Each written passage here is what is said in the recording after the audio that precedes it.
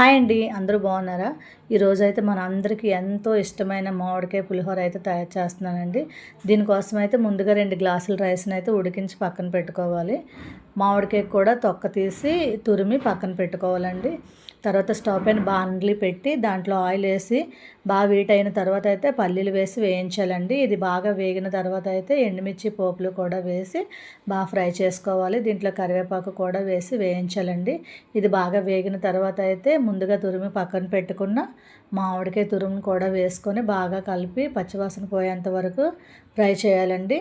ఇలా ఫ్రై అయిన దాంట్లో పసుపు, ఉప్పు వేసి బాగా కలిపి దాంట్లోనైతే ముందుగా మనం ఉడికించి పక్కన పెట్టుకున్న రైస్ అనేది వేసుకోవాలండి. ఇది వేసుకొని బాగా కలుపుకుంటే మామిడికాయ పులిహోర అనేది తయారవుతుందండి. తినేద్దామా మరి?